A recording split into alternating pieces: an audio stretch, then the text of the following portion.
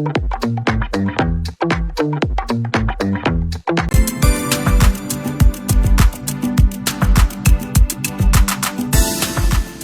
so exciting to have you all here today to learn all about YouTube.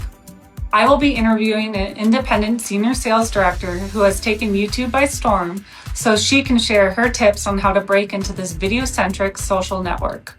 But first, I'd like to give you an overview of YouTube. YouTube has been around since 2005 and has grown more popular in the past few years. In 2024, it was the second most popular social network worldwide after Facebook, with 2.5 billion monthly active users. It is also the second largest search engine after Google. Remember this point for later.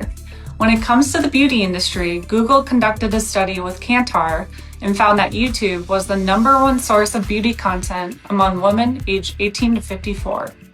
Furthermore, watch times for makeup transformation videos have more than doubled each year on that platform. I hope these statistics have convinced you that YouTube is worth exploring as a social media channel.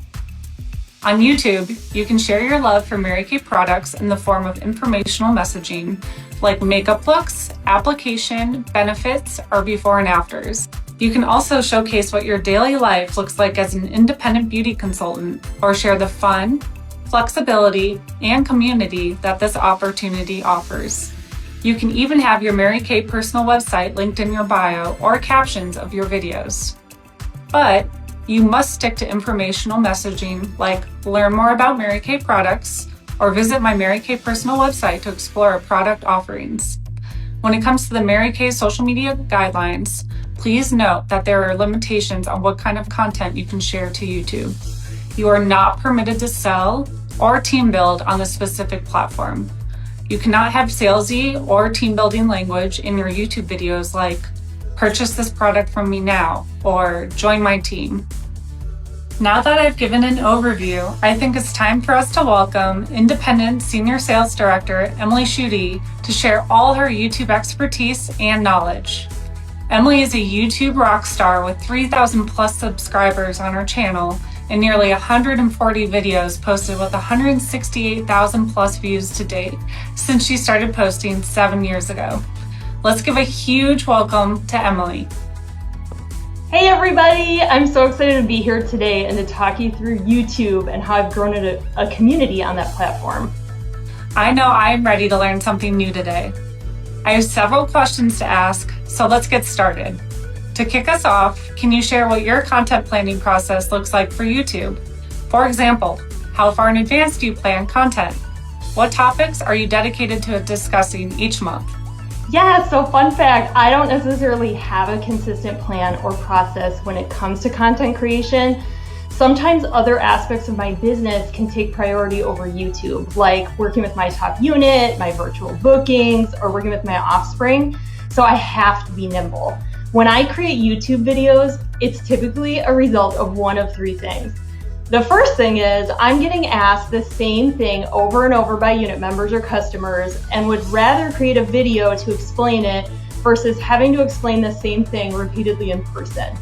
For example, I recently made a YouTube video on how to use the Time-Wise Repair Biocellulose Lifting Mask because my customers always have questions on how to use these products. The second reason is I'm anticipating a need.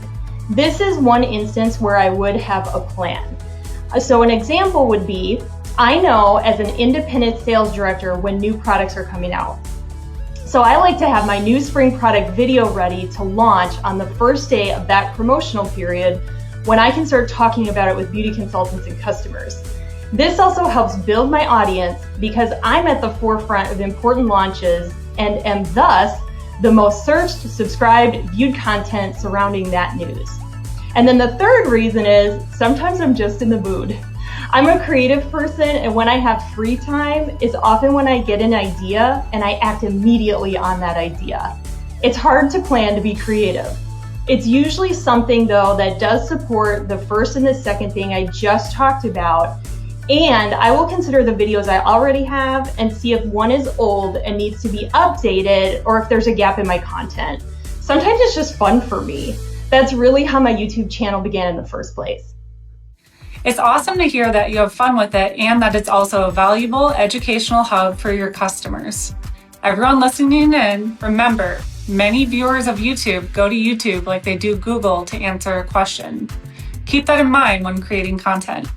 Now, Emily, do you promote your YouTube on your other social media channels like Instagram or Facebook?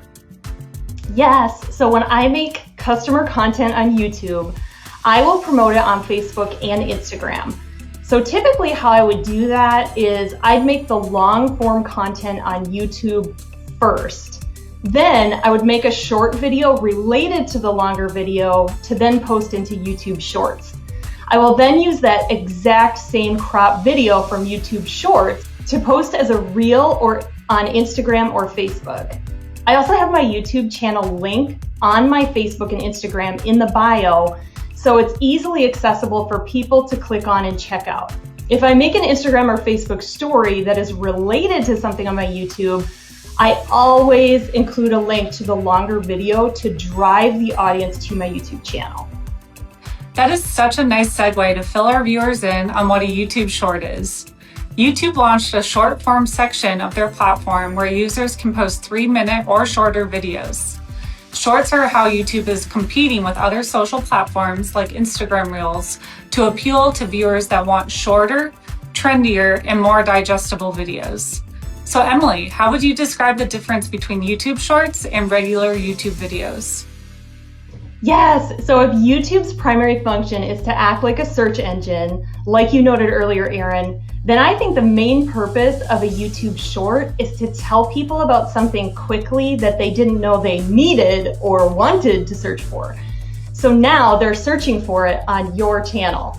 I typically have the thought process of make the long video first, then what's a short that would guide people to this long video versus make a YouTube Short and then figure out what longer video this points to. So it's really great to attract new viewers and then guide them to your longer YouTube content. So here are some examples that are on my channel.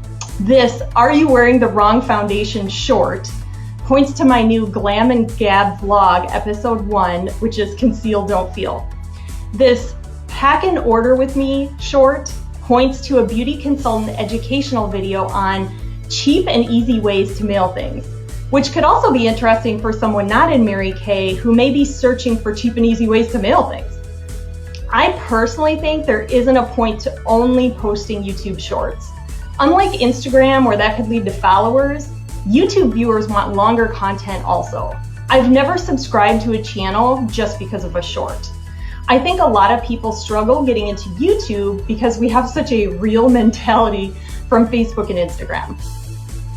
Thank you so much for breaking that down and sharing those differences. Before we get into how you make YouTube videos, let's hear about your why. Why are you on YouTube?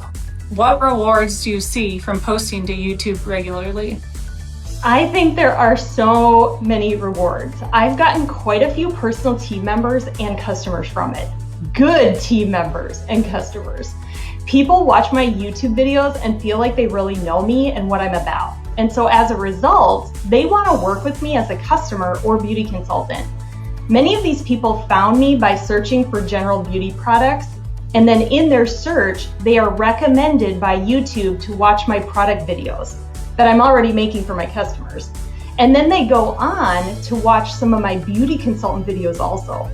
Many have commented, "I was excited to work with you at first as a customer, but then I saw how much education you provide your team on YouTube, so I thought maybe I could do this too."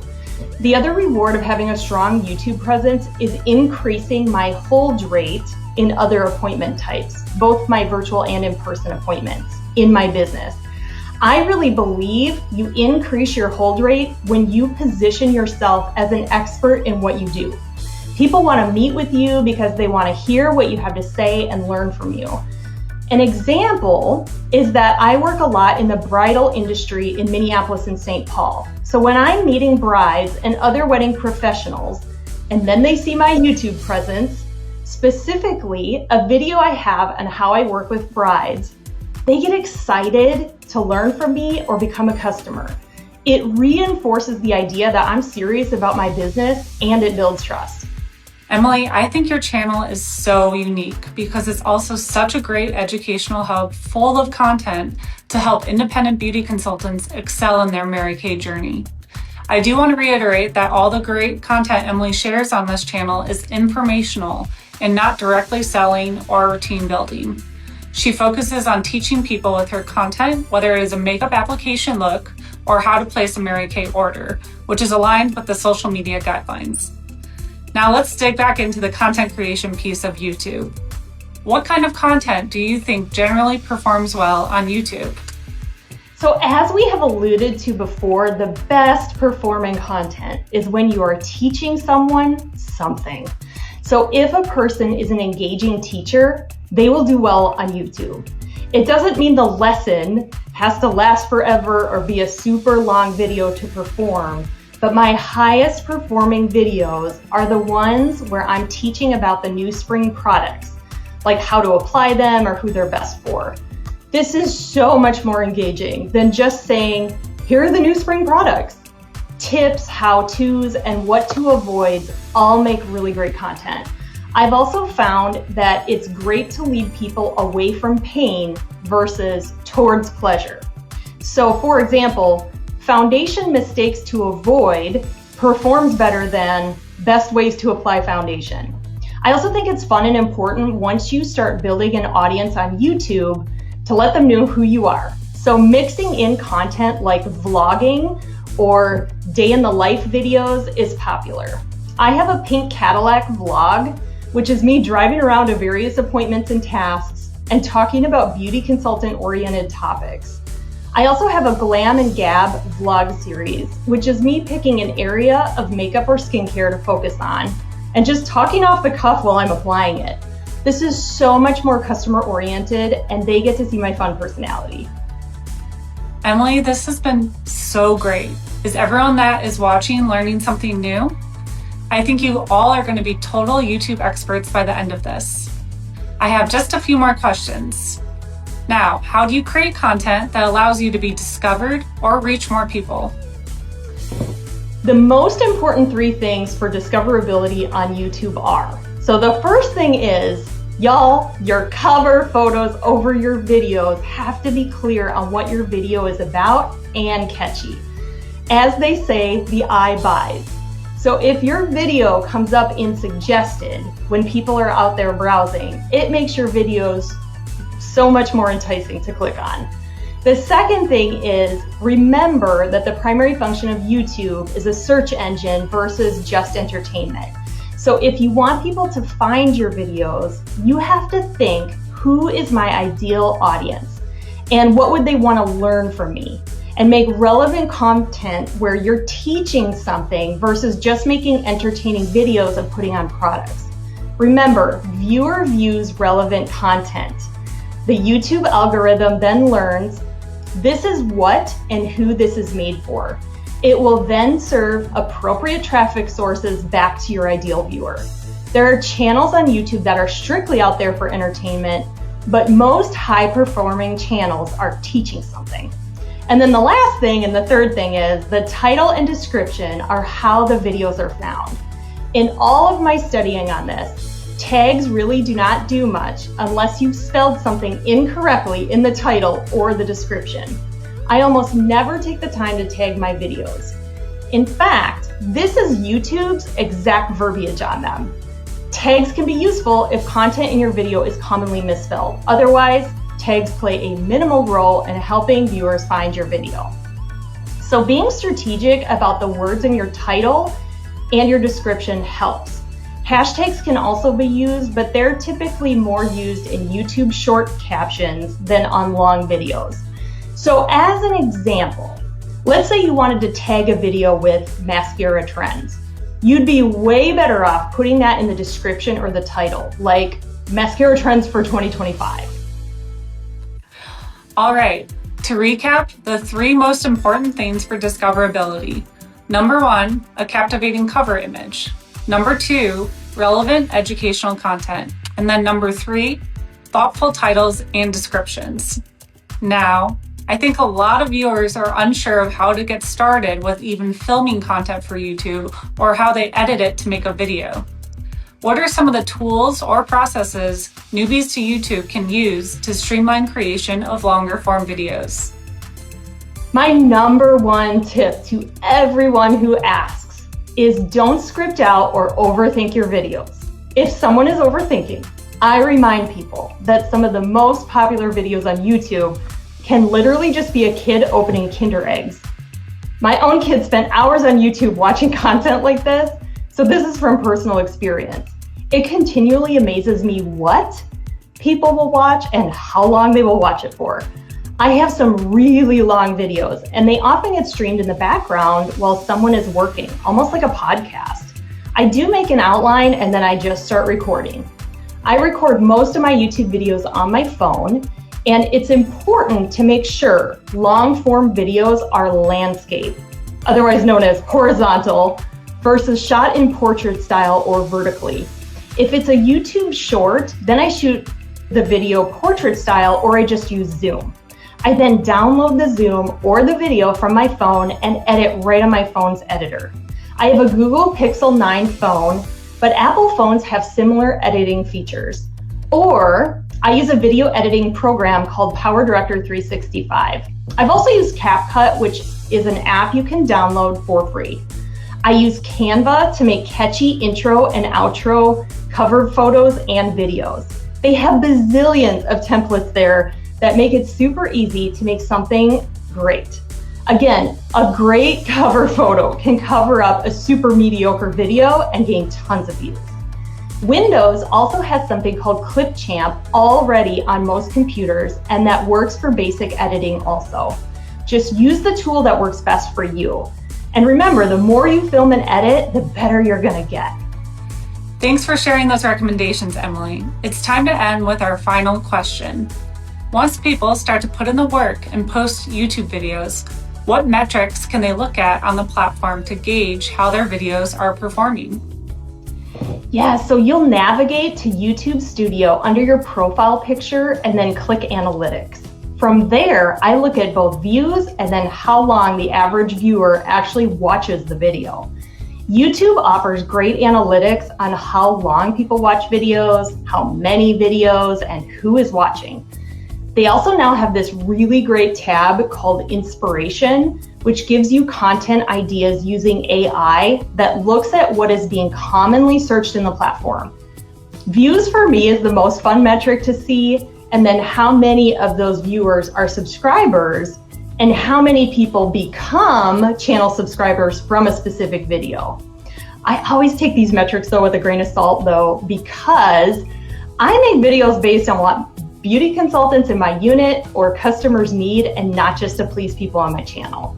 Staying true to the type of content you enjoy making is good for any channel. And from everything I've learned, the algorithm prefers if you do not deviate from the topics you normally share on your channel. Wow, I feel like we have covered just about everything as it relates to YouTube. To everyone still tuned in, let's show some love to Emily in the comments and thank her for her time. Yay, it was such an honor to be here today to teach everyone. Thank you so much for watching. Thank you so much, Emily. If you have more questions about YouTube, we recommend checking out the Social Media 101 YouTube video on Video Library on Mary Kay in Touch. If you have any other YouTube questions, please comment them now on this post so we can answer. We also want to see in the comments who is going to try posting to YouTube now that you have learned more about it. Now let's go turn YouTube pink.